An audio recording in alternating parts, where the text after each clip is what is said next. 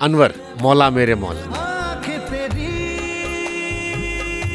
मिथुन शर्मा, शिल्पा राव, सईद कादरी साहब, क्या कहानी है इसकी? बचपन में एक पिक्चर देखने गया निकाह, उसके गाने हमें बहुत अच्छे लगे और मैं बचपन में सोचा कि अगर मुझे कभी फिल्म बनाने का मौका मिला तो इसी लिरिक राइटर से गाना लिखवाऊंगा। मिथुन का भी वो पहली फिल्म थी, शिल्पा राव का वो पहला गाना था।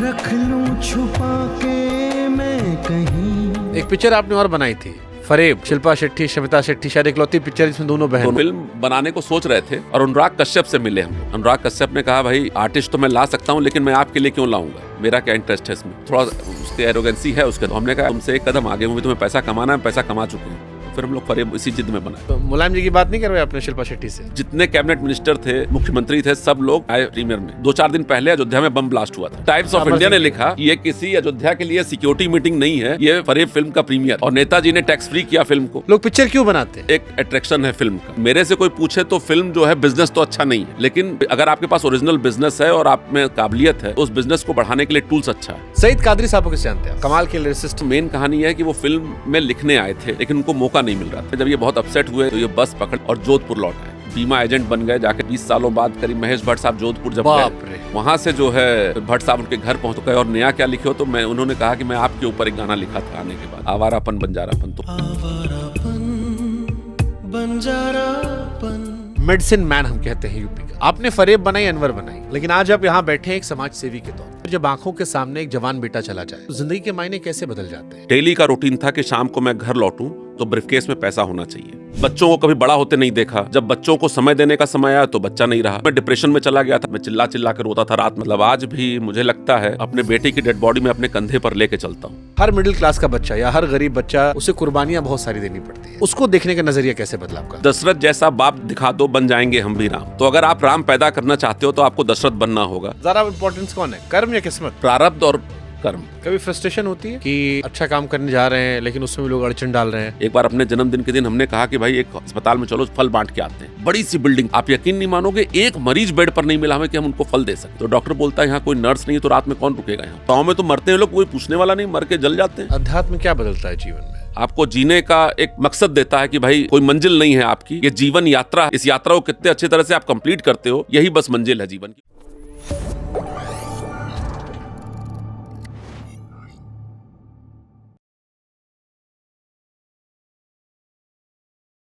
इज्जतें, शोहरतें, उल्फतें, चाहतें, सब कुछ इस जहां में रहता नहीं। आज जहां मैं हूं वहां कल कोई और था।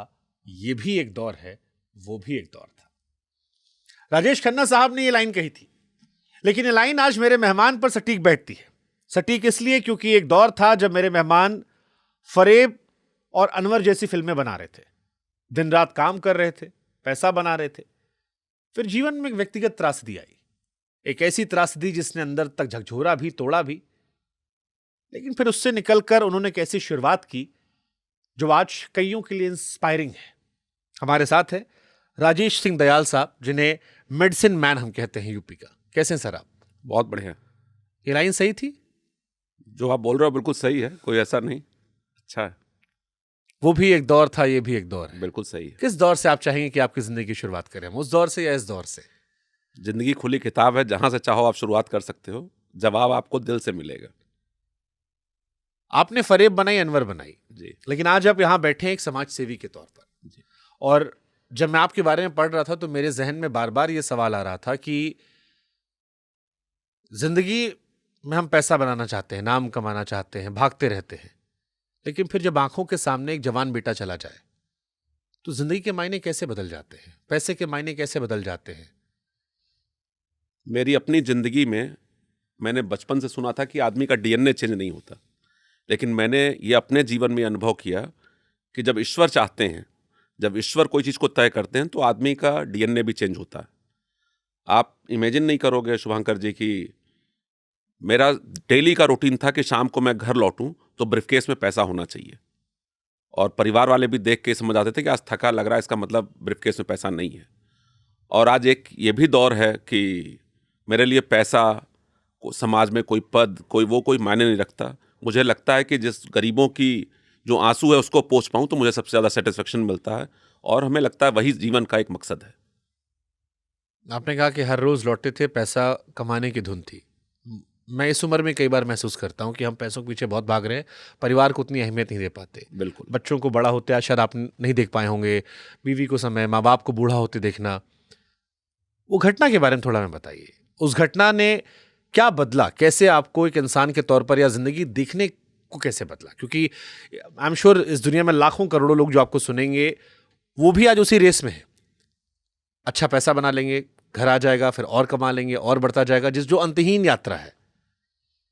असल में मैं एक बहुत सामान्य परिवार से आता हूँ। मेरे फादर इंडियन ऑयल में एक गवर्नमेंट जॉब में थे और लखनऊ यूनिवर्सिटी में पढ़ाई किया। वहीं पर एक लड़की पसंद आई जिससे मैं लव मैरिज किया, और जिस दिन शादी किया उस दिन मेरे पास मात्र 900 रुपये थे। जीवन का संघर्ष बहुत कठिन था, लेकिन सपने बड़े थे। ये उम्मीद थी कि हमें बड़ा आदमी बनना है और मेन रूप से फादर का नाम बड़ा करना है। दयाल जो मेरे नाम के आगे जुड़ा वो मेरे फादर का नाम है, श्री राम दयाल सिंह। उसके वजह से ही आज वो जिंदा हैं। लेकिन लखनऊ में आप जाओगे तो दयाल चौराहा उनके नाम से मिलेगा आपको। चार बाग से अगर आप जा रहे हो तो आपको दयाल चौराहा, Dayal residency, Dayal state bus का टिकट प्रिंटेड मिलेगा। तो मेरा ये शुरू से प्रयास था। आज तक मैंने जहाँ भी घर बनाया कभी मेरा नाम आपको नहीं मिलेगा, दयाल ही आगे लिखा हुआ मिलेगा। और करते करते ईश्वरी कृपा थी कि मेरे दयाल नाम इतना बड़ा हो गया कि मेरे नाम के साथ ही दयाल जुड़ गया। तो जीवन की शुरुआत वहाँ से हुई और 2005 में मैंने लंदन में ऑफिस खोल लिया था। लेकिन परिवार को समय नहीं दिया। एक नशा था कि पैसा कमाना है, नाम कमाना है। और जब बच्चों को कभी बड़ा होते नहीं देखा, जब बच्चों को समय देने का समय आया तो बच्चा नहीं रहा। और मेरा बड़ा बेटा था, वो लखनऊ से दिल्ली आ रहा था, ट्रेन में ही उसका हार्ट फेल हो गया और रात में हमसे गले मिल के गया। उस दिन हमें वो रोज़ से ज़्यादा सुंदर लग रहा था और मुझे ऐसा लग रहा था कि वो कुछ परेशानी हो सकती है उसको। तो मैंने बार बार बोला कि यार पैसा और ले लो, ब्रीफकेस में रख लो। और सवेरे मेरे पास, हम लोग टहल के लौटे, फ़ोन आता है कि अंकल कुंवर उठ नहीं रहा है ट्रेन में ही। तो हम तो तैयार होने लगे, तुरंत भागे। तो पता चला जब लखनऊ पहुँचे, एम्स पहुँचे, तो बहुत भीड़ लगी हुई थी वहाँ। वो लोग बताए कि आप देखना चाहते हो? तो वो जो बच्चे को हम रात में गले लगा के भेजते हैं, वो लॉकर के अंदर उसकी डेड बॉडी रखी थी। और बहुत देर तक तो दिमागी ये एक्सेप्ट नहीं कर पा रहा था कि वो नहीं रहा। फिर जब पोस्टमार्टम को गया तो हमें लगा कि यार अब तो उसका सर तोड़ देंगे, तब तो वो नहीं बचेगा, जबकि वो तो ख़त्म हो ही चुका था। लेकिन मेंटल हम एक्सेप्ट नहीं कर पा रहे थे कि वो बच्चा नहीं रहा। तो जब वहाँ से निकले, फिर भी जिम्मेदारी थी मुझे सब चीज़ करने की। तो उसके बाद फिर हमें लगा कि जो मैंने अभी तक जीवन में किया वो जीवन नहीं है, कुछ और के लिए ईश्वर ने हमें चुना है। फिर बच्चों का एक स्कूल बनाया उसके नाम से, कुंवर्स ग्लोबल स्कूल, जो अपने आप में हमें लगता है कि देश का पहला स्कूल है जहाँ पर कि बैलेंस शीट मेंशन की जाती है। और बच्चों का बिल्कुल जो रियल सेंस में जो एजुकेशन होना चाहिए, एक फादर बन के अपने बच्चे के लिए कभी मैं सॉक्स लेने नहीं गया, कपड़ा लेने नहीं गया, लेकिन अगर स्कूल में किसी बच्चे का सॉक्स फटा है तो अब मैं खुद लेने जाऊँगा। मैं होटल भी कहीं चलाता हूँ, अगर स्कूल में बच्चा बोल दिया कि आज गाजर का हलवा खाने का मन है तो शेफ़ आके बनाएगा उनके लिए। तो उस शिद्दत से फिर बच्चों से हमें लगा कि समय देना चाहिए और एक माली बन के उनको कैसे परवरिश करना चाहिए। तो अपने आप अंदर चेंज लाए इस चीज़ का। क्या शिकायत रही जब आप कह रहे थे कि आप बच्चों को समय नहीं दे पाए और एक रोज़ पता लगा कि बच्चा नहीं है? हमें लगता है कि आप अपने सपने के लिए जीते हो, एक एज होता है, लेकिन परिवार का इंपॉर्टेंस बहुत बड़ा है। और आपको ये समझना चाहिए कि आप अच्छे बिजनेसमैन हो सकते हो, अच्छे नेता हो सकते हो, लेकिन अच्छा पिता होना भी बहुत इंपॉर्टेंट है। और अच्छा परिवार के आप मुखिया हो तो आपको अच्छा परिवार भी संभालना है।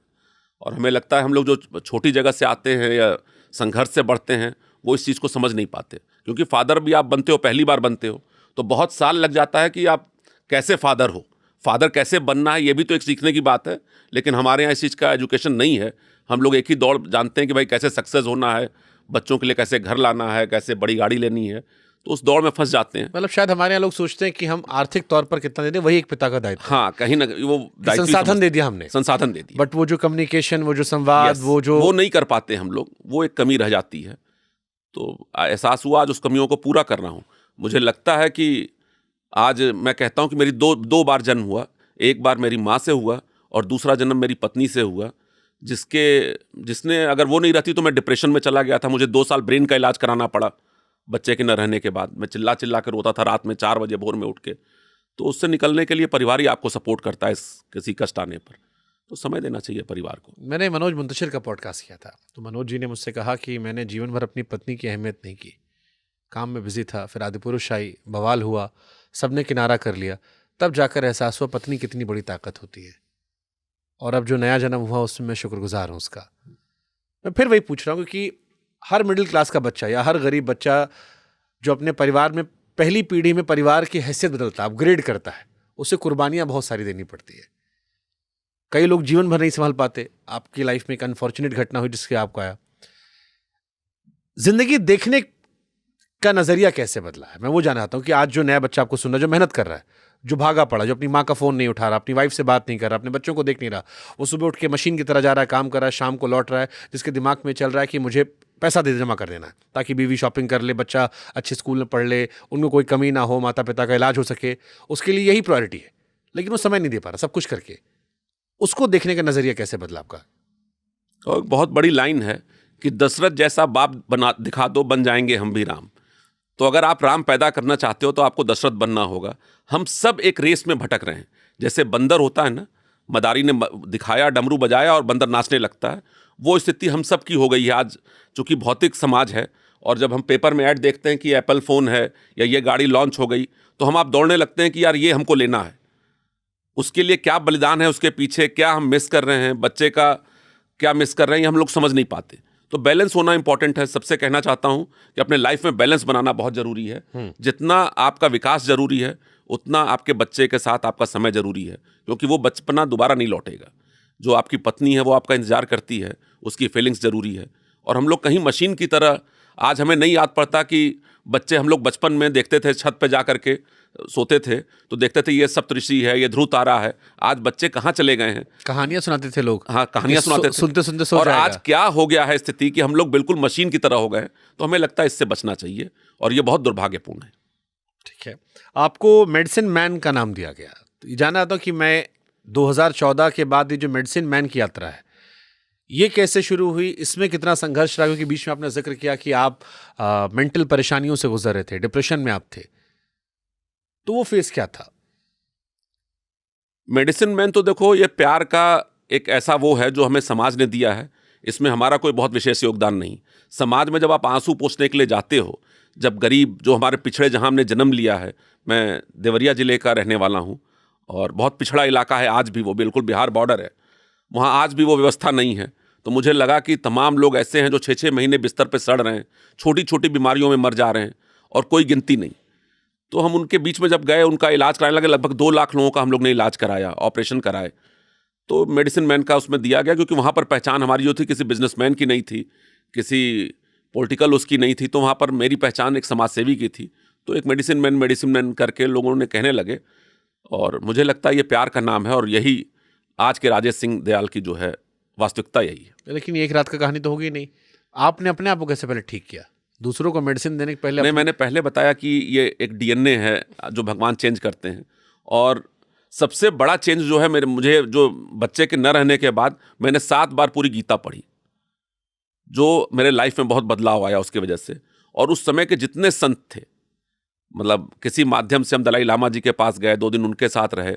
बहुत बड़े संत थे, भारत माता मंदिर के ट्रस्टी भी थे, सत्यमित्रानंद जी, वो हमें बच्चे की तरह मानते थे। अवधेशानंद जी का बहुत सानिध्य मिला मुझे। और शिवानी बहन जो है वो हमारे यहाँ आना जाना शुरू की। तो अध्यात्म बहुत ज़रूरी था उससे निकलने के लिए। लेकिन मुख्य रूप से जो बच्चों का साथ था हमारा, जो हमें स्कूल में टाइम देना शुरू किए, बच्चों के बीच में रहने लगे, वो हमें बहुत चेंज किया। और हमें लगता है वो हमारे लिए सबसे बड़ा इलाज था डिप्रेशन से निकलने में। आप पहले रिलीजियस थे? रिलीजियस तो पहले भी थे, लेकिन कोई पूजा पाठ या ये वो नहीं करते थे हम कभी। और बहुत बड़े संत हमारे क्षेत्र के एक हुआ करते थे, देवरा बाबा, उन्होंने हमें गुरु मंत्र दिया था बचपन में ही। तो कभी हम लोग वेजिटेरियन थे शुरू से उनकी वजह से, और मुझे लगता है कि उनका प्रभाव हमारे जो ओरिजिनलिटी उस पर थी।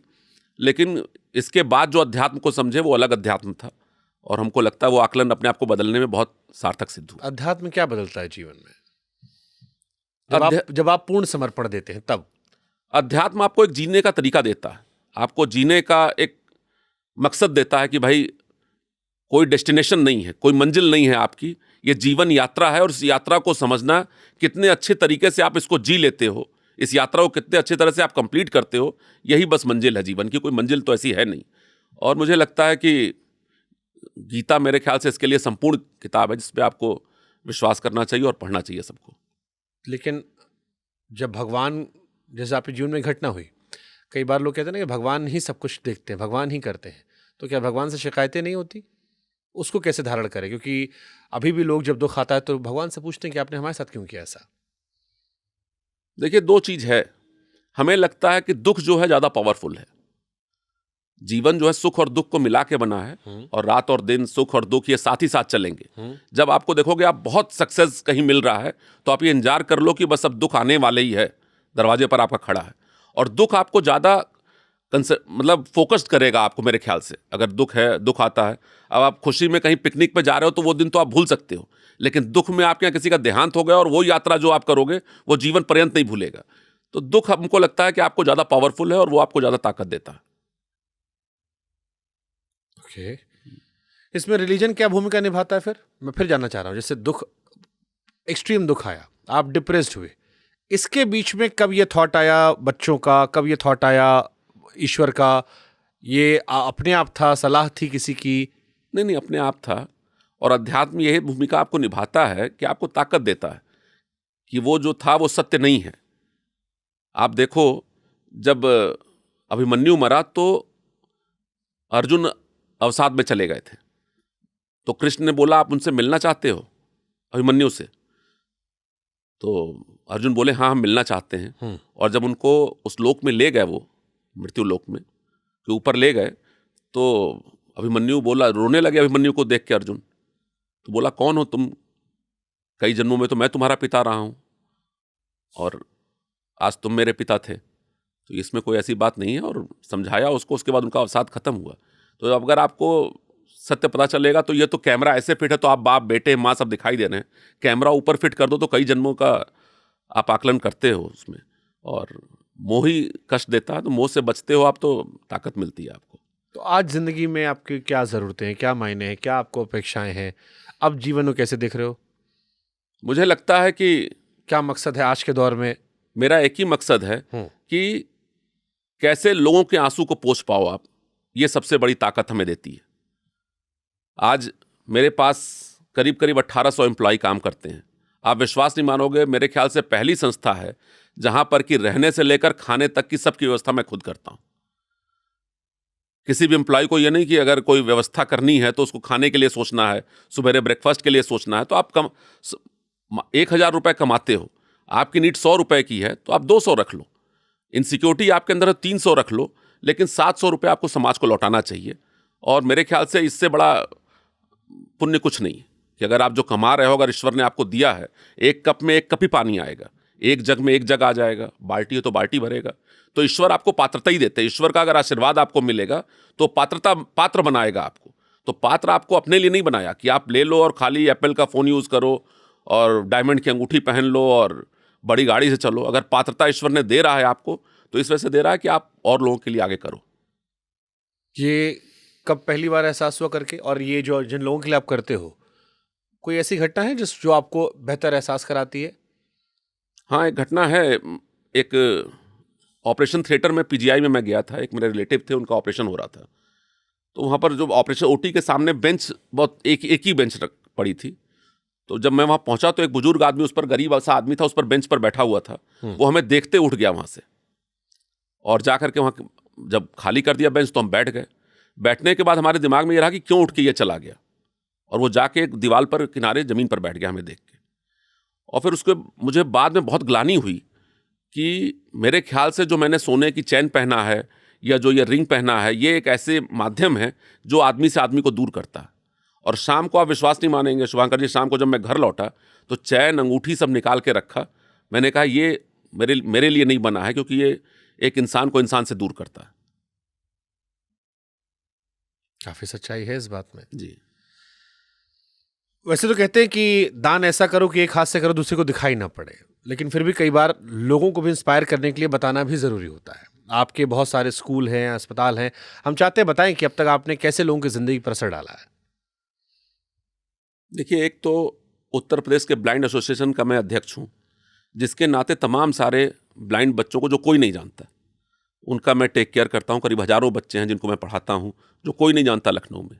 और अभी रक्षाबंधन में मैं उन बच्चों को ले करके राज्यपाल के पास भी गया, उनको राखी बंधवाया। वो राजभवन को देख तो नहीं पा रहे थे, लेकिन उनके चेहरे पर जो मुस्कान थी, जो वहाँ बैठ के वो नाश्ता कर रहे थे, वो किसी भी वीआईपी को लेके जाते उससे ज़्यादा संतुष्टि देने वाली थी, क्योंकि वो राजभवन को देख न पाने के बावजूद जो उनके चेहरे पर सेटिस्फेक्शन था, जो आनंद था, वो आनंद हमें देती है। तो वो असर इस तरह काम करने में, या जो अभी भी हमारे घर पे आप लखनऊ में देखोगे, सुबेरे जब हम बाहर निकलते हैं तो बाहर एक नल लगा हुआ है, वहाँ पर लोग बाहर आपको नहाते हुए मिलेंगे। सामने ही मेरा होटल है दयाल पैराडाइज करके, वहाँ पर लॉबी में ही लोग जा करके नहा करके निकलते हुए मिलेंगे जब हम जाएंगे। तो वो केवल इसलिए वहाँ आते हैं कि उनको इलाज कराना है।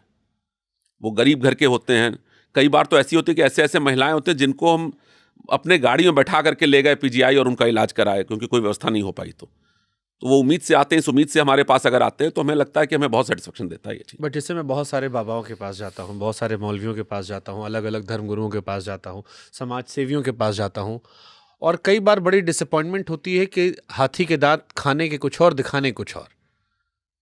समाज सेवा के नाम पर उन लोगों ने फ्रॉड कर रखा है, या टैक्स बचाने का जरिए बहुत सारी चीज़ निकल कर आती है जो मुझे कई बार असहज करती हैं कि और भी तरीके हो सकते हैं पैसा कमाने के। भावनाओं के नाम पर मत कमाया जाए, क्योंकि जब दुख आपको होगा तब आपको भावनाओं का एहसास होगा, और कई बार हम पैसा कमाने की होड़ में भावनाओं को इग्नोर कर देते हैं। कैसे आप दुनिया को ये बताओगे, समझाओगे कि जो आप कर रहे हो उसमें प्योर इमोशन है, और कैसे वो ट्रांसपेरेंसी आपने रखी है ताकि आप और आपके आने के बाद भी जो अगली जनरेशन है उसमें भी वो पारदर्शिता बनी रहे, काम चलता रहे? देखिए, दुकानदारी से बचना चाहिए। समाज सेवा में दुकानदारी नहीं होनी चाहिए। तमाम जगह जब हम देखते हैं हमें खुद कष्ट होता है। आज आप देखो, स्कूल हमारे यहाँ ट्रस्ट पर खोलने की परंपरा है। आप प्राइवेट लिमिटेड या लिमिटेड कंपनी पर स्कूल नहीं खोल सकते, ये बिजनेस नहीं तो और क्या है। स्कूल खोलने जब आप जाते हो तो आप एनओसी लेते हो गवर्नमेंट से, यूपी गवर्नमेंट से। एनओसी की ये परंपरा है कि एनओसी आपको गवर्नमेंट केवल 3 बोर्ड के लिए देती है, कि आप यूपी बोर्ड का स्कूल खोल सकते हो, सीबीएसई का खोल सकते हो, और आईसीआईसी बोर्ड का स्कूल खोल सकते हो। अब उसके बाद कैम्ब्रिज और आईबी बोर्ड कहाँ से खुल जा रहे हैं? जब हमें एनओसी ही 3 बोर्ड की मिलती है। तो ये दुकानदारी की होड़ ऐसी मची हुई है कि इस होड़ में तो सब बिकता है। बाबा भी बिकते हैं, सरकार भी बिक रही है, संस्थाएं भी बिक रही हैं। तो आपको खुद तय करना है कि आपकी जीवन यात्रा किस ओर बढ़ानी है, कैसे बढ़ानी है, और कितना आपको खरीदना है और कितना बेचना है। हमें लगता है कि इस होड़ में फंसना नहीं चाहिए आदमी को दुकानदारी में। शिक्षा धंधा बन गया है भारत में? बिल्कुल धंधा बन गया।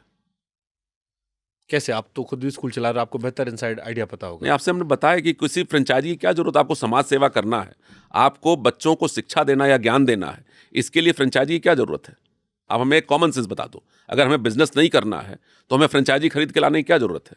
उससे बड़ा नाम आता है। नहीं, बड़ा नाम से पैसा, फिर ये अट्रैक्शन। तो ये तो पैसा बिजनेस हुआ ना। ये केवल दुकानदारी का खेल चल रहा है। जैसे आपने संतों महात्माओं को बताया, दुकानदारी का खेल चल रहा है। तो कलयुग का असर सब जगह है। थोड़ा सा बचाना है, क्योंकि हमें लगता है कि प्रकृति ये चीज मांगती है कि कहीं ना कहीं सच्चाई को बचा के रखना है। आपने कैसे ट्रांसपेरेंसी रखी अपने आप पर कि कोई आप पर सवाल ना उठाए? हमारे यहाँ जो ट्रस्ट है, उस ट्रस्ट में हमको छोड़ करके परिवार का कोई नहीं है, पहली चीज। और इतना स्ट्रिक्ट है मामला कि 10 रुपए भी कोई वहां से पर्सनल निकाल नहीं सकता। वो इसी वजह से स्कूल खोला गया कि जो बच्चा आज नहीं है वो उसकी कमाई है। हमारे अगर बिजनेस हम कर रहे थे, मेरे 2 बेटे थे, तो एक बेटा आज इस दुनिया में नहीं रहा, तो उसकी कमाई, उसका जो अंश है वो बच्चों के भविष्य के ऊपर खर्चा होना चाहिए, वो किसी का व्यक्तिगत नहीं है। और जब वो इस दुनिया में नहीं है, कई बार तो मैं ऐसे संतोष करता हूँ कि जो काबिल बच्चे होते हैं वो अमेरिका चले जाकर सेटल हो जाते हैं, कोई यूके जाकर सेटल हो जा रहा है। मेरा बच्चा ज़्यादा काबिल था, वो आज दूसरे ग्रह पर चला गया। लेकिन उसकी चीज़ों को अगर टेक केयर करना है मुझे, तो जो इस दूसरे ग्रह से भी देखेगा तो ये तो नहीं उसको फील होना चाहिए कि मेरा बाप जो है बेईमानी कर रहा है मेरे पैसे से।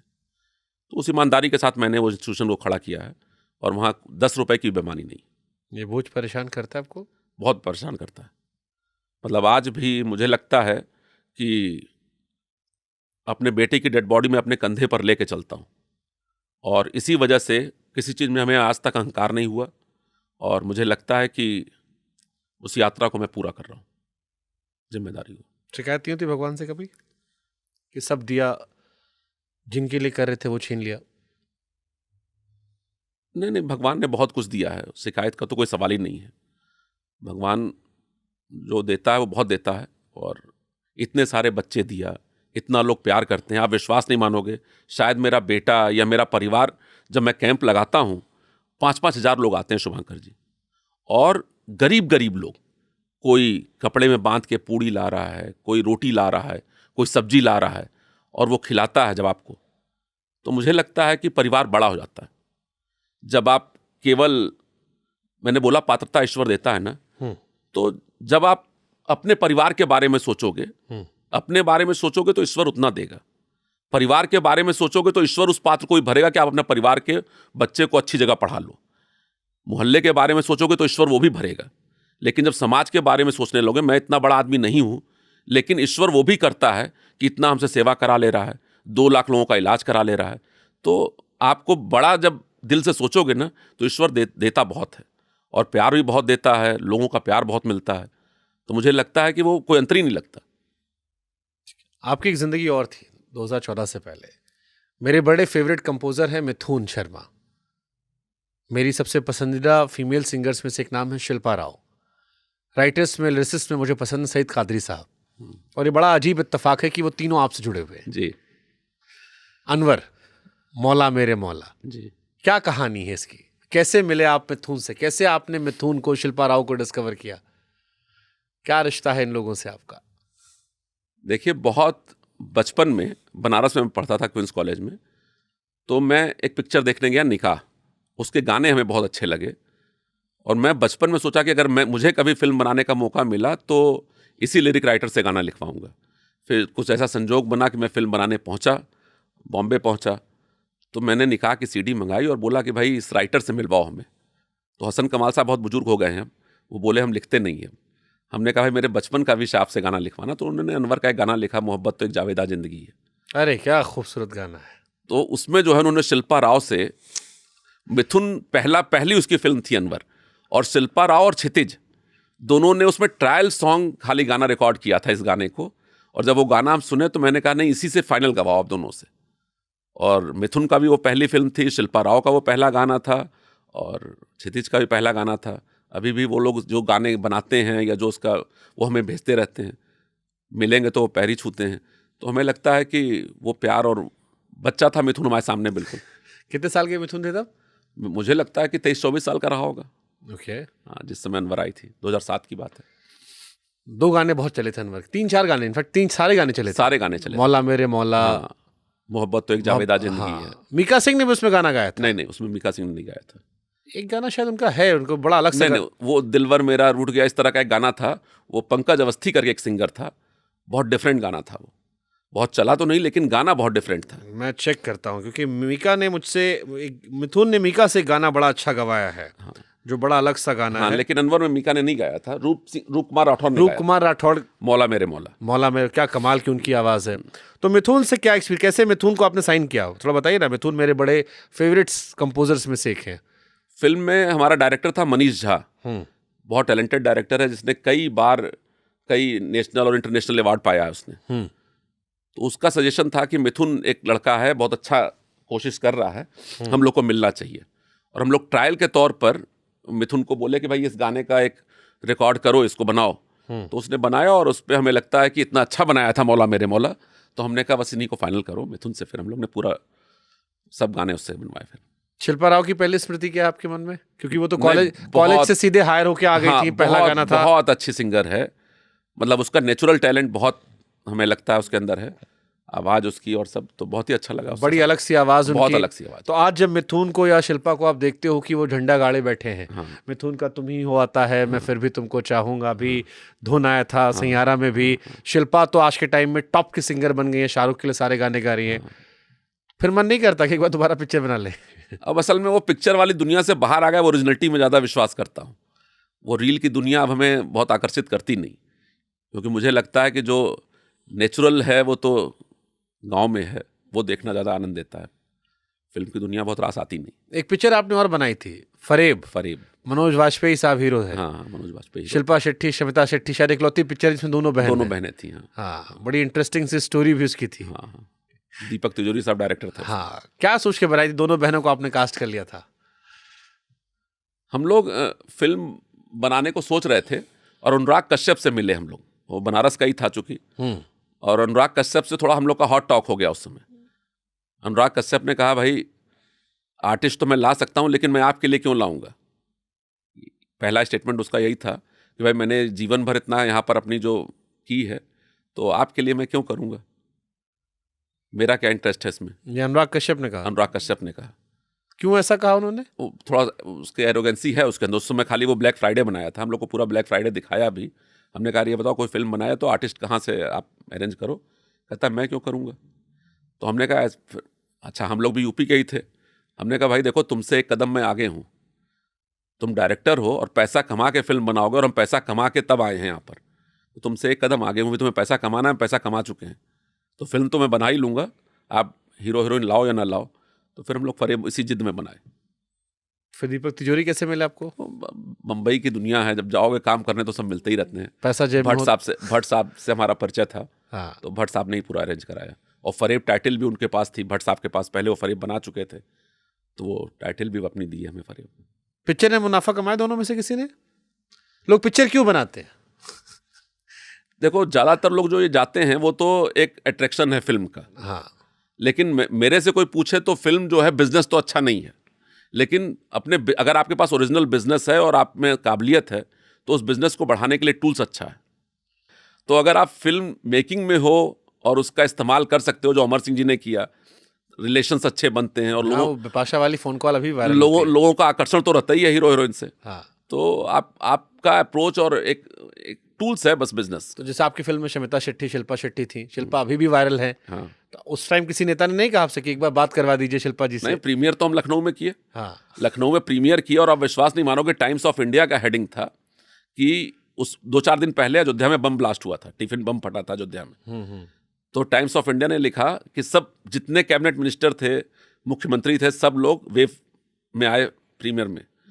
और किसकी सरकार थी उस टाइम? मुलायम सिंह जी की सरकार। मुलायम सिंह जी की सरकार थी। उसमें तो बॉलीवुड का उस टाइम तो चढ़ा भी था। टाइम्स ऑफ इंडिया ने लिखा कि ये किसी अयोध्या के लिए सिक्योरिटी मीटिंग नहीं है, ये फरेब फिल्म का प्रीमियर है। और नेताजी ने टैक्स फ्री किया फिल्म को। अरे गजब। तो एक एडल्ट फिल्म को टैक्स फ्री किया तो इस पर बवाल उठा कि भाई ऐसा क्या था फिल्म में जो टैक्स फ्री किया। तो नेताजी कहे कि भाई मैं चाहता हूँ ये लड़का अमिताभ बच्चन की तरह नाम करे, इसलिए मैंने टैक्स फ्री किया। तो एक समय था वो। तो मुलायम जी की बात नहीं करवाई आपने शिल्पा शेट्टी से? नहीं, मुलायम सिंह की बात होती थी। मुलायम सिंह तो ऐसे भी भाई जो अपना फेस्टिवल करते रहते थे अपने गांव। अच्छा हाँ, उनको तो वैसे भी सैफई में तो जबरदस्त बॉलीवुड का आना जाना लगा रहता है। आना जाना लगा रहता था। तो इससे आपके बिजनेस इसमें कोई बुराई नहीं है। बॉलीवुड भी हमारे एक समाज का हिस्सा है। और नेताजी का देखो, नेताजी का जितना जमीनी नेता थे वो, वैसा नेता होना बहुत आसान नहीं है। मुझे लगता है कि उतना जमीन पर इतना पकड़ होना सब किसी नेता के पास था नहीं। हाँ, मतलब जो कॉन्ट्रास्ट हमेशा अट्रैक्ट करता है। Yes. तो जिन्होंने जिंदगी भर हमेशा जमीनी किया, वो बॉलीवुड आकर्षित करता था, भीड़ लाती है। हमने देखा संजय दत्त को भी उन्होंने टिकट दिया था, बाद में नहीं लड़ पाए, वो अलग बात है। बट बॉलीवुड से उस टाइम की सपा का बड़ा क्लोज रिश्ता रहा है। नहीं, सबका अट्रैक्शन रहता है। मैंने कल्याण सिंह के जन्मदिन में कल्याण सिंह जी को अनूप जलोटा के लिए गेट पर खड़े, हाई कोर्ट के जजेस हैं, मंत्री हैं, तमाम लोग अंदर घर में वेट कर रहे हैं, लेकिन वो अनूप जलोटा को रिसीव करने के लिए गेट पर खड़े थे। तो बॉलीवुड का अट्रैक्शन तो रहा है बहुत। अनूप जी आने वाले हैं, पूछूंगा सवाल में। हाँ, बिल्कुल पूछिएगा। कल्याण सिंह वाला मैं इमेजिन नहीं कर पा रहा हूँ। हाँ, बिल्कुल, मैं अपने सामने बता रहा हूँ।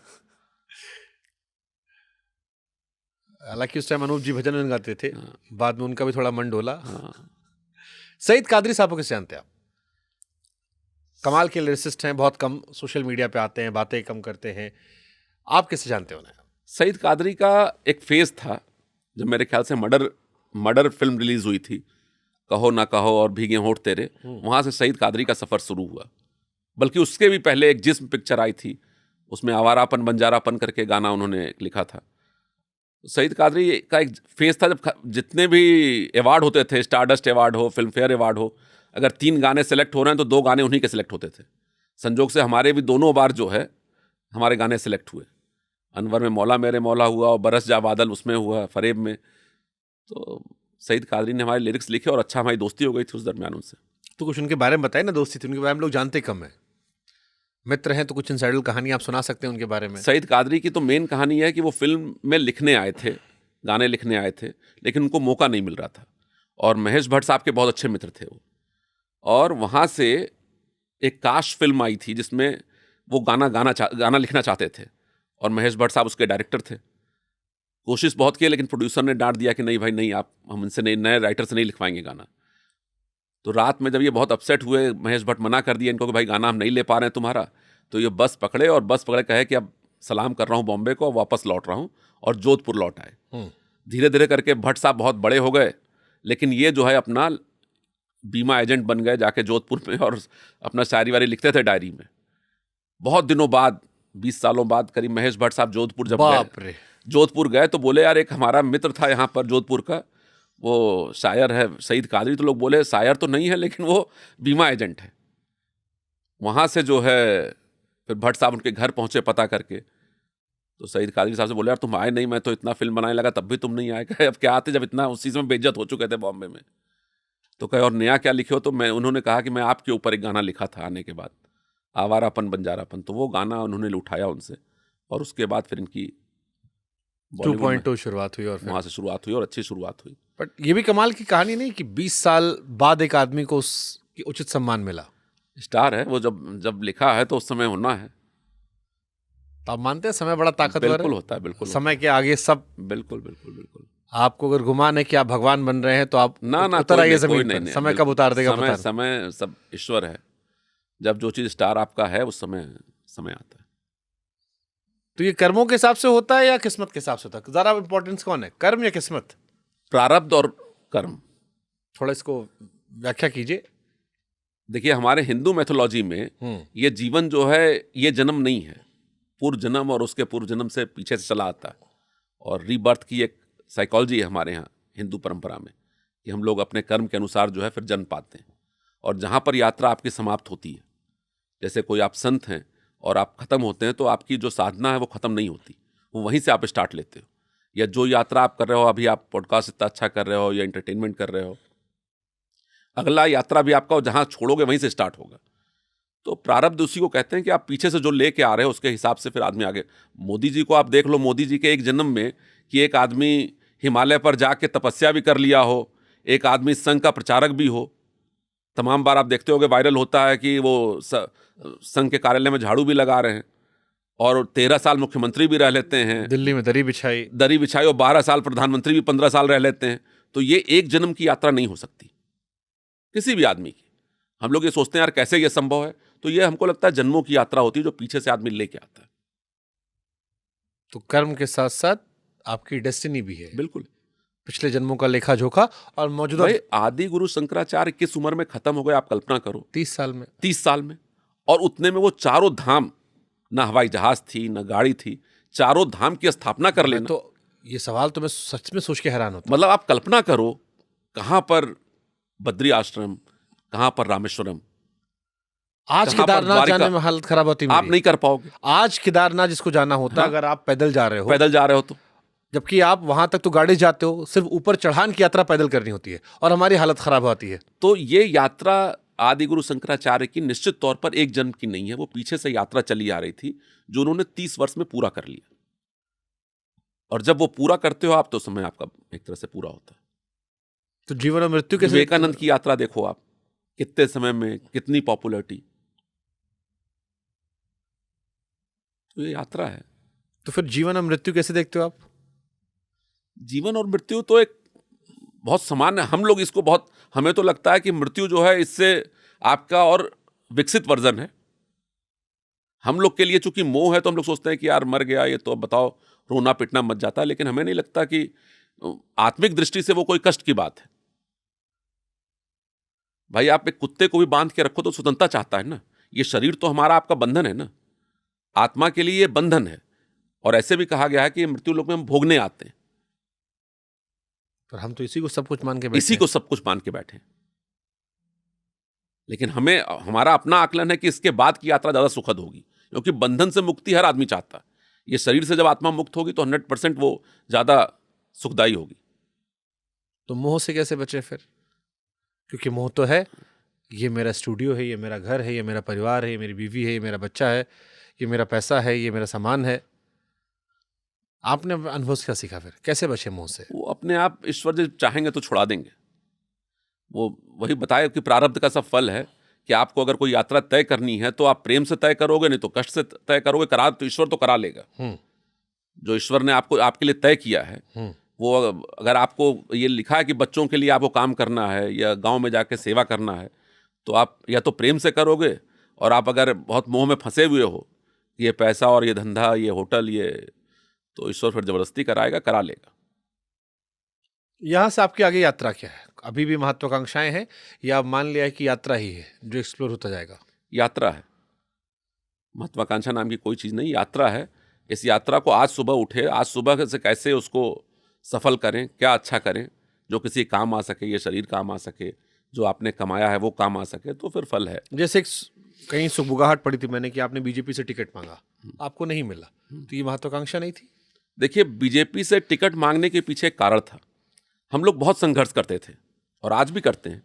हमारे कैंप में 5-5 हज़ार आदमी आते हैं, उतना बड़ा टेंट लगाने की हमारे पास व्यवस्था नहीं होती, तो हम लोग विद्यालयों में जाते थे कि एक दिन के लिए विद्यालय अपना दे दीजिए।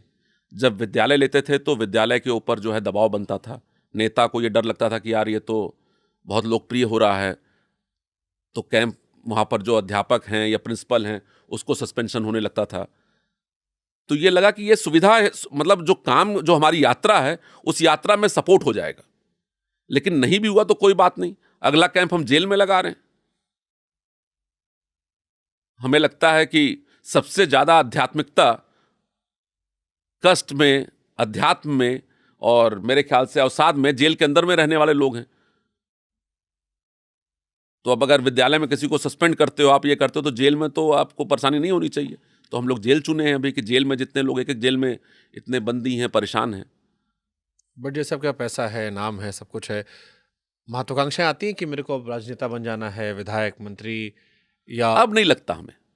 आप यकीन नहीं मानोगे इस बार, अब लगता है कि यार ऐसी कोई इज्जत राजनीति में दिखती नहीं कि आपकी इज्जत बहुत बढ़ जाने वाली है या कुछ बहुत विशेष हो जाने वाला है। हमें तो लगता है कि राजनीति में करने के बाद आपको गाली सुनना है, कुछ इज्जत तो बढ़ने वाली नहीं।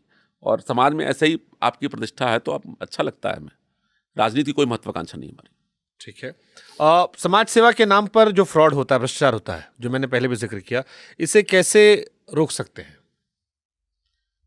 देखिए, रोक नहीं सकते। अध्यात्म के नाम पर फ्रॉड होता है, नहीं रोक पाते हम। और हम लोग कलयुग में जी रहे हैं, ये तो स्वीकार करना पड़ेगा कि आज हम देखते हैं कि अभी हम कुछ दिन पहले पेपर में ही देख रहे थे कि झांसी में एक डिप्टी एसपी को, रिटायर्ड डिप्टी एसपी को, उसके दोनों बच्चे बांध करके मार रहे हैं पैसे के लिए। तो बड़ी ऐसी खबरें आती हैं। तो ऐसी खबरें आती हैं। तो आप इस युग में बहुत ईमानदारी की तो उम्मीद नहीं कर सकते, लेकिन अपने लिए आप कर सकते हो, अपने लिए एक पैमाना तय कर सकते हो कि भाई हम ये करना है और ऐसे करना है। फिर भी जैसे कोई दान कर रहा है, आज अभी भी अच्छे लोग हैं जो दान करना पसंद करते हैं, चुपचाप दान कर देते हैं, उन्हें कोई दिखावा नहीं करना होता है, तो उनका भरोसा बरकरार है कि उनका पैसा अच्छी कॉज में जा रहा है। आप भी लेते हो चंदा, दान? कभी नहीं लिया हम तो, किसी से नहीं लिए। आज तक किसी से हमने कभी दान लिया ही नहीं। 10 रुपए का भी कोई ऐसा नहीं है जो हमें दान दिया हो। हाँ, एक बात है, दान दिया एक तरह से कि हमारे गांव में, चूंकि व्यवस्था गांव में बहुत जर्जर थी, तो गांव में कुछ लोगों ने एक जमीन, कुछ छोटी छोटी जमीन एक जगह पर थी, तो वो जमीन लोगों ने दान दिया कि यहाँ पर एक अस्पताल बनना चाहिए। तो वो जरूर हमारे ट्रस्ट को दिया है, जिस पर हम लोग बनाने की कोशिश कर रहे हैं। अभी कितने स्कूल, कितने अस्पताल हैं आपके?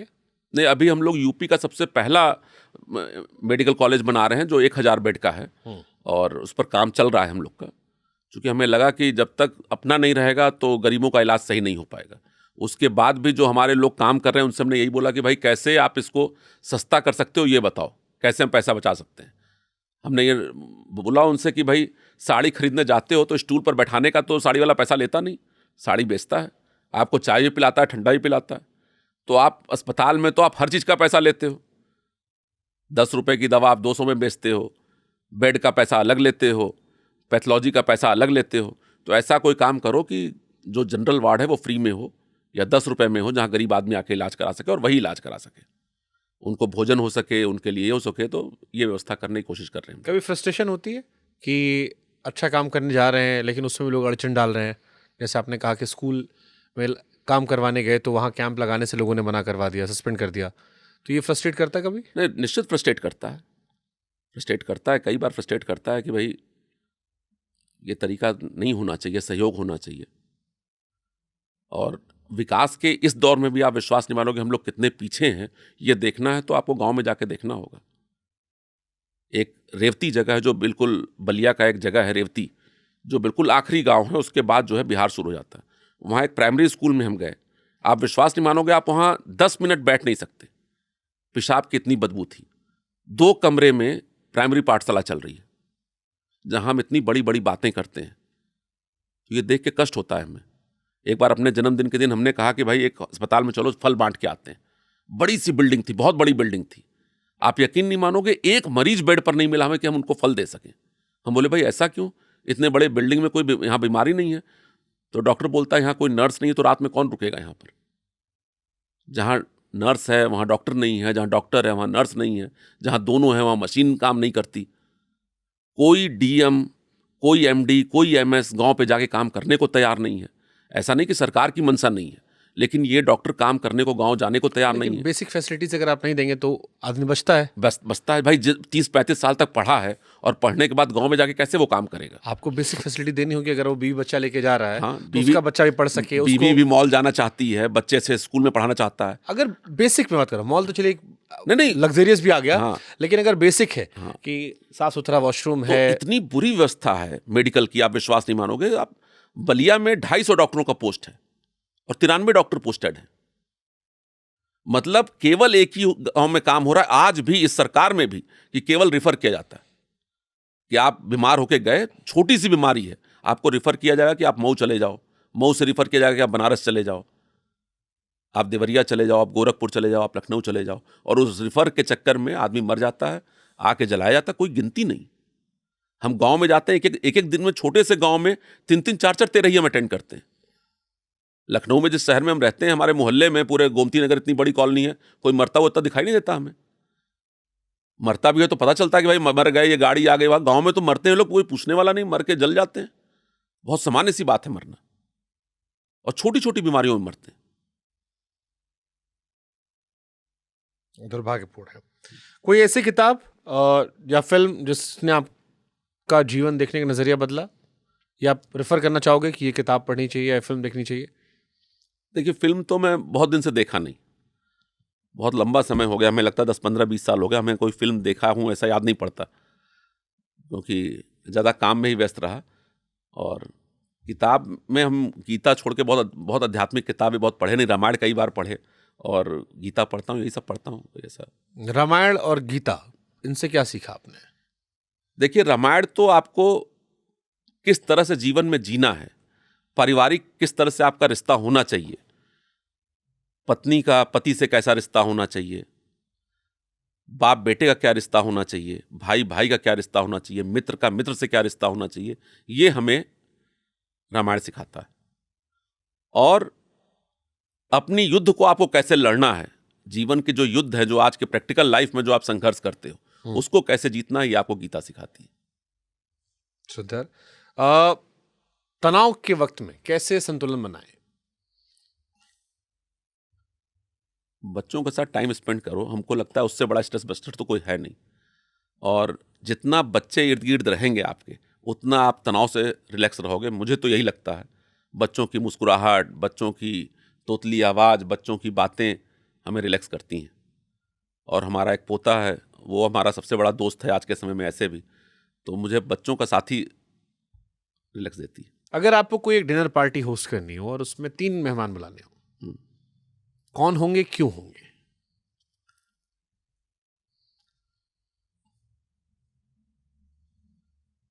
हमारे तो डिनर पार्टी में अगर हमको पार्टी बुलाना हो, तो जो हमारे बचपन के दोस्त हैं, जो बिल्कुल निस्वार्थ दोस्ती थी, जहां हम हाफ पैंट पहन के घूमते थे, जिनको हमसे नहीं कुछ लेना, ना कोई काम की बात हो, ऐसे लोगों के साथ ही बुलाना पसंद करूंगा, जिनके साथ बचपना जी सकूं। फिर भी अगर बड़बनी में किसी को बुलाना हो, जिनसे कुछ सीख सकते हो या कुछ जानना हो, कुछ बात करना हो, 3 आदमी कौन होगा?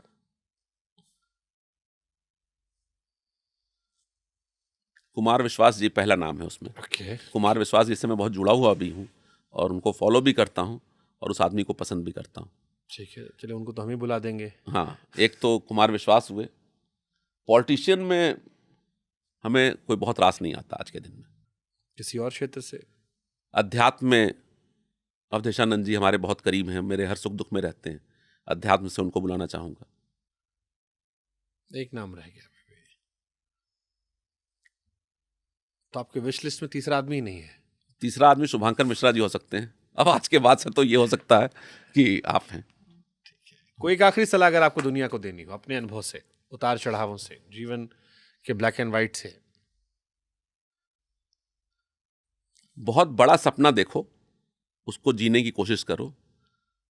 बड़े सपने देखने में क्या है कि अगर आप 4-5 बड़े सपने देखते हो तो जीवन निकल जाता है, लेकिन ये बात ध्यान रहे कि उस सपनों में अपना परिवार न खोए। उस सपने को पूरा करने में कहीं ना कहीं हम परिवार से दूर ना हो जाएं।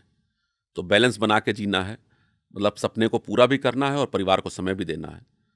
सपनों की खुशी तभी तक है जब वो अपनों के साथ साझा कर ली जाए। अपनों के साथ साझा कर ली जाए, बिल्कुल सही है। जब शाम को आए आप, बिल्कुल एक चाय घर पे हो जाए, परिवार के साथ मुस्कुरा लें, यस। और जो आप दिन भर जीत कर आए हैं उसकी खुशी उनको दिख जाए, स्ट्रेस बस्टर वो हो जाए बस। और अगर आप दुनिया जीत लिए हो, परिवार हारे, परिवार हार गए तो कुछ मतलब नहीं तो आप हारे हुए इंसान हैं।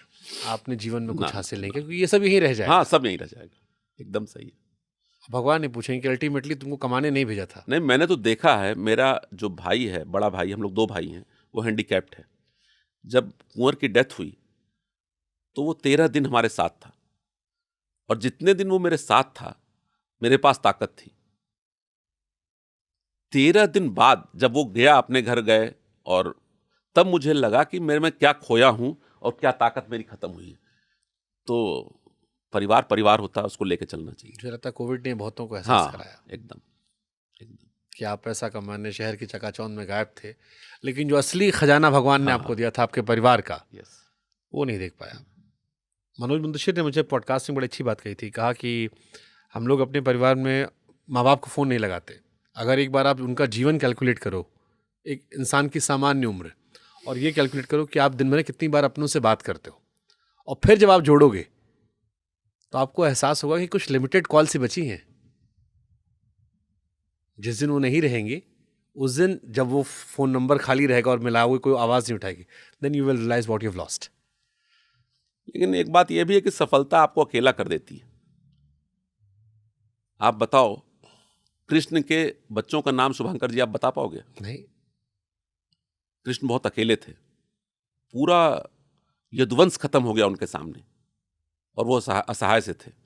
तो आपको जब प्रभु सफल करता है ना, तो आपको अकेला करता जाता है। गांधी जी के बच्चों का भी नाम बताना मुश्किल होगा। गांधी जी के बच्चे उन्हें पसंद नहीं करते थे। तो जो जुनूनी आदमी है, जो जीवन में कुछ कर रहा है, ये बहुत बड़ी एक त्रासदी है कि वो अकेला होता है। हर इंसान शाहरुख खान नहीं होता। मैं शाहरुख खान की इस एक चीज़ को बहुत पसंद करता हूँ कि उस सफलता के साथ अपने परिवार को कैरी ऑन किया अच्छे से, अपने बच्चों को जिस तरह से वो ला रहे हैं, जो इन्वॉल्व रहे। हमें तो आश्चर्य होता है कि कृष्ण जैसा, सही बात है, व्यक्तित्व, भगवान राम, तो आप जस्ट मतलब आप न्याय नहीं कर पा, चाह के भी आप न्याय नहीं कर सकते। आपको अगर काम करना है, आपको कैंप लगाना है, आपको, तो मेरे घर वाले कोई जरूरी नहीं कि उनको ये बात पसंद आती हो, तो मेरे साथ कौन खड़ा है उस दिन? यही जो 2-4 लोग खड़े हैं, इन्होंने खून पसीना बहाया है मेरे लिए। अब अगर बच्चा है, उसको इनसिक्योरिटी होगा कि यार ये तो इनके लिए कर रहे हैं, लेकिन करना मजबूरी आपकी, इसलिए आप देखते हो जब उस तरफ कि जब आपके सपनों को पूरा करने के लिए जो रात में जगा है, जो रोड पर लेट जा रहा है, रोड गाड़ी में सो जा रहा है, एक बार कहो रात भर गाड़ी चल, उनको कैसे आप ये डिनाई कर सकते हो कि ये हमारे बच्चे से कम है? हो सकता है पूर्व जन्म में वो आपका बच्चा रहा हो। तो बड़ा वो बैलेंस करना टफ भी होता है कई बार। सफलता कुर्बानियां मांगती है। और जो इसी को बैलेंस कर ले गया, मुझे लगता है वही सफल है, जो वो बैलेंस कर ले गया, कि दोनों संभाल ले गया। मैक्सिमम लोग नहीं कर पाते। मैक्सिमम लोग नहीं कर पाते। इसीलिए शायद सफल व्यक्ति, सही बात है, इसीलिए अवसाद में रहते हो। जो बहुत सफल है वो अकेले हैं। जो दुनिया के सामने दिखा भी रहे कि कपल में है, वो भी अंदर खाने अकेले हैं। जब आप सफल होते हो तो आप ग्रो करते हो अपने आप को, और कोई जरूरी नहीं कि आपका जो बेटर हाफ है वो भी उतना ग्रो कर लिया हो, या जो बच्चे हैं वो भी उतना ग्रो कर रहे हो अपने आप को। तो वो हो सकता है वो ना कर पा रहे हो, लेकिन अब मजबूरी ये है कि आप बैक हो नहीं सकते, आपको तो और बढ़ना ही है, आगे बढ़ना है। सफलता और भूख पैदा करती है। जब उम्मीद देखते हो आप, तो आपकी मजबूरी है। नहीं, फिर आपको दिखता है ना कि ये बच्चों को लगेगा कि भाई ये तो पैसा हमको देते तो हम होटल बना सकते थे। आपको लगता है यार इतने लोगों की उम्मीदें हैं सामने, होटल तो बन जाएगा लेकिन इसका जान कहां से लौटाओगे आप? तो ऐसी ये द्वंद है जो आपको अकेले लड़नी तो है। जैसे आपके दूसरे पुत्र हैं, कभी परिवार में ये होता है कि इतना ज़्यादा पैसा आप क्यों खर्च करते आ रहे हो? यहाँ भी एक एक्सटेंडेड फैमिली है, अब तो पोता भी हो गया है। हमें लगता है कि हमारा जो पुत्र है, ईश्वर करे वैसा पुत्र सबको दे। बहुत ही मेहनती है, अपने आप को हमारे जैसा वो नहीं है खर्चीला, लेकिन जो है वो काम को करने पर विश्वास करता है, ईमानदारी से काम करता है और कभी हमको क्वेश्चन तो नहीं किया अभी, लेकिन हमें लगता है कहीं कहीं वो असहज रहता है हमारे निर्णयों से। मैं समझता हूँ उसकी बातों को, लेकिन अब मजबूरी है हम भी कि हमारी अपनी जीवन यात्रा है और उसकी अपनी जीवन यात्रा है, तो सब अपना यात्रा तो खुद तय करना है आपको। नहीं, लेकिन आपने एक अच्छी बात कही थी कि आपका एक पुत्र जो नहीं रहा, हाँ। उसके हिस्से का भी तो है ना, उसके हिस्से का है, वो भी तो पुत्र रहा, भले आज शारीरिक तौर पर नहीं है, दूसरे ग्रह पर है। हाँ, कहीं से तो है, देख रहा है वो, दूसरे ग्रह पर। तो हम तुम्हारे हिस्से का नहीं दे रहे हैं, हाँ, वो जो उसके हिस्से का था हम सिर्फ वही खर्च कर रहे हैं, वही खर्चा कर। कई और जिंदगियां बचाने के लिए, दिखाने के लिए। I think that's beautiful, beautiful. Thank you so much sir, lovely talking to you. नहीं, बहुत बढ़िया लगा।